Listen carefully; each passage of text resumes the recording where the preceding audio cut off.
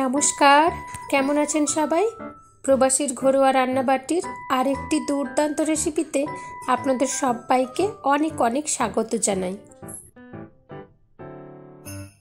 সবার আগে যে জিনিসটি আপনাদের দেখালাম ওটা আপনারা কি নামে চেনেন? কাদা চিংড়ি বা বালি চিংড়ি কিংবা কুঁচো চিংড়ি, যাই হয়ে থাকুক না কেন, আমরা হয়তো অনেকেই এই চিংড়ি মাছটা এড়িয়েই যাই। এই চিংড়ির একটি ভর্তা কিংবা বাটা বলতে পারেন। বেশ কিছুদিন আগে আমি আরও একটি রেসিপি আপনাদের সঙ্গে শেয়ার করেছিলাম। আপনারা চাইলে আমার সেই পুরানো ভিডিওটি আমার চ্যানেলে গিয়ে দেখতে পারেন।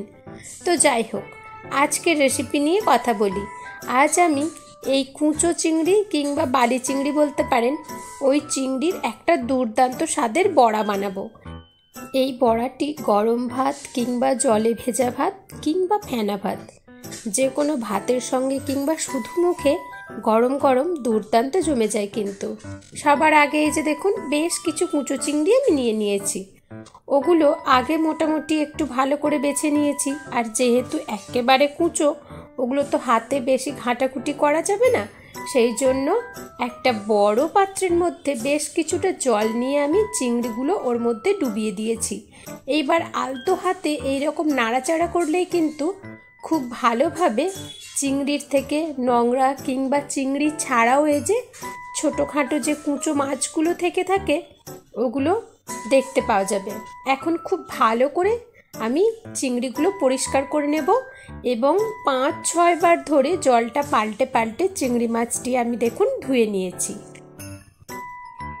চিংড়ির থেকে সহজেই জল ঝরে যেতে পারে এই রকম একটি পাত্রের মধ্যে রেখে দিয়েছি।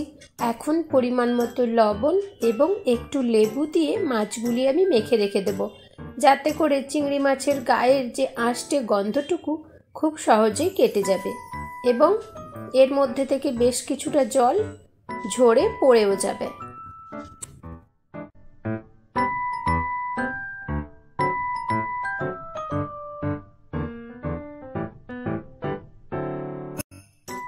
চলুন এইবার দেখা যাক আজকের এই বড়াটা বানানোর জন্য আমি কি নিয়েছি। একেবারে সামান্য আদা, চাইলে আপনাদের ইচ্ছে না হলে আদাটা স্কিপ করে যেতে পারেন। 10 থেকে 12টা রসুনের কোয়া, 2টো মিডিয়াম সাইজের পেঁয়াজগুলো একটু মোটা বা বড় সাইজের করে কেটে নিয়েছি। আর 5 থেকে 6টা কাঁচা লঙ্কা আমি অর্ধেক করে নিয়েছি। আর এইখানে বেশ কিছুটা ছোলার ডাল আমি ভিজিয়েছি। আপনারা চাইলে ছোলার ডালের জায়গায় মটর ডাল কিংবা মসুরের ডাল কিংবা খাসারির ডাল, আপনাদের পছন্দের যে কোনো ডাল আপনারা ব্যবহার করতে পারেন। ডালটা 2 ঘন্টার মতো ভিজিয়ে রেখেছিলাম। এখন চলুন একটা মশলা বানাতে হবে। কড়াতে একদম সামান্য তেল দিয়েছি। তেলটা আপনারা ইচ্ছে মতো রিফাইন্ড অয়েল কিংবা সর্ষের তেল কিছুই দিতে পারেন। তেলের ওপরে আমি আমার স্বাদ অনুযায়ী এখানে যতটা ঝাল লাগবে অতটা আমি শুকনো লঙ্কা দিয়ে দিয়েছি 10টার মতো। আপনারা আপনাদের মুখের স্বাদ অনুযায়ী ঝালটা ব্যবহার করবেন। তবে অবশ্য এই রেসিপিতে একটু ঝাল ঝাল হলে তবেই বড়াটা দারুণ মজাদার হয়। ওপর থেকে কেটে রাখা পেঁয়াজ, রসুন, আদা এবং কাঁচা লঙ্কা একসঙ্গে দিয়ে দিলাম কড়াতে। গ্যাসের ফ্লেমটা মিডিয়ামে রেখে 3 মিনিটের মতো নাড়াচাড়া করে নিলেই পেঁয়াজের কালারটাই যে দেখুন চেঞ্জ হয়ে যাবে, গোল্ডেন কালারের টাইপের। তাহলে মশলাটা ভাজা হয়ে গেছে। এখন এটি কড়ার থেকে নামিয়ে নেব এবং ঠান্ডা হওয়ার জন্য রেখে দেব। মশলাগুলো আমার ঠান্ডা হয়ে গেছে মোটামুটি। আর শুকনো লঙ্কাগুলো আমি বখা শুদ্ধ ভেজেছিলাম। এখন বখাগুলো আমি লঙ্কার থেকে ছাড়িয়ে নিচ্ছি।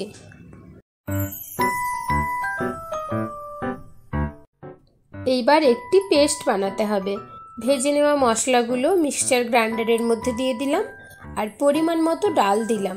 ডালটা অনেক বেশি ব্যবহার করবেন না। আমার এখানে 200 গ্রামের মতো কাদা চিংড়ি রয়েছে। ওই চিংড়ির মধ্যে আমি 100 গ্রামের মতো ডাল ব্যবহার করছি।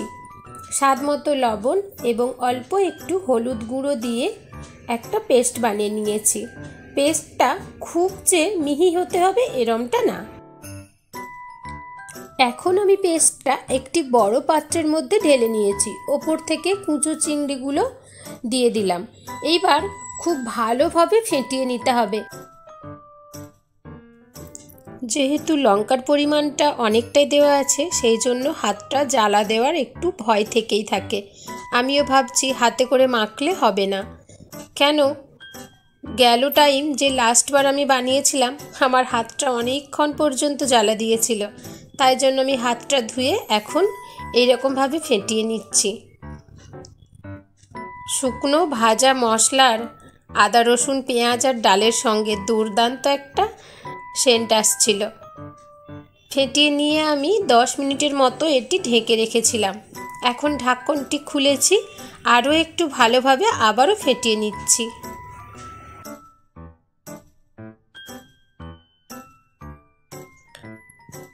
ওইদিকে গরম ভাত রেডি তো, চলুন এখন বড়াগুলো ভেজে নেওয়া যাক। ফ্রাই প্যানটা গরম হয়ে গিয়েছিল। এখন গ্যাসের ফ্লেমটি মিডিয়ামে রেখে বেশ কিছুটা তেল দিয়ে দিলাম। আপনারা চাইলে ডুবো তেলেও ভাজতে পারেন, তবে অবশ্য আমার এই সব রেসিপিগুলো একটু তাওয়াতে অল্প অল্প তেল দিয়ে ভাজতে বেশি ভালো লাগে এবং তার স্বাদ বেশ দুর্দান্তই হয়। গ্যাসের ফ্লেমটা মিডিয়ামের থেকে হাইতে দেওয়ার কোনো দরকার নেই। মিডিয়ামের থেকে নিচে আর মিডিয়াম এই অবস্থায় রেখে বড়াগুলো মোটামুটি এক পিঠ 2 থেকে আড়াই মিনিট এবং অপর পিঠটাও ওই রকম 2 থেকে আড়াই মিনিটের মতো লাল লাল করে ভেজে নিতে হবে। এক পিঠ আমার 2-2.5 মিনিটের মতো হয়ে গিয়েছিল, অপর পিঠটি আমি উল্টে দিয়েছি। আর দেখতেই পাচ্ছেন প্রথম খোলাটা ভাজার পরে আমার আর ভিডিও করার অপেক্ষা রাখে না। ওদিকে গরম ভাত রেডি, কিন্তু ছেলেরা বলছে যে না মাম্মি, বেশ কিছুটা আগে শুধু মুখে খেতে হবে। সেই জন্য বেশ কিছুক্ষণ সময় আমি ভিডিওটা বন্ধই রেখেছিলাম। আর এই বড়াটা ভাজতে ভাজতে এত অপূর্ব একটা পাগল করা গন্ধ বেরিয়েছে, আপনারা নিজেরা ভাজলে তবেই টের পাবেন যে হ্যাঁ সত্যি এই রকম সামান্য জিনিস দিয়েও এত সুন্দর একটা রেসিপি বানানো যায়। বড়াগুলোর এক পিঠ উল্টে দিয়ে হালকা খুন্তির চাপে কিন্তু এই রকম একটু চেপে দিতে হবে।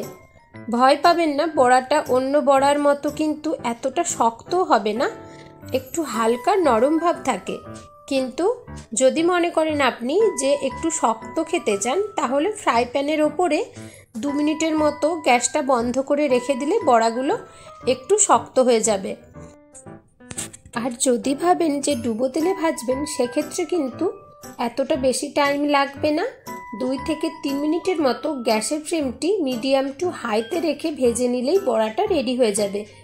এবং এই তাওয়াতে ভাজার তুলনায় ডুবো তেলে ভাজলে বড়াটা একটু বেশি শক্ত হবে। তো আমার আজকের এই সহজ এবং মজাদার রেসিপি আশা করি আপনাদের ভালো লেগেছে। কেমন লেগেছে পারলে একটা কমেন্ট করে জানাবেন, ভালো লাগলে লাইক করে দেবেন। যদি নতুন বন্ধু হয়ে থাকেন তাহলে পেজটি ফলো কিংবা ইউটিউব থেকে দেখলে চ্যানেলটি সাবস্ক্রাইব করে পাশে থাকবেন। ভালো এবং সুস্থ থাকবেন। ধন্যবাদ।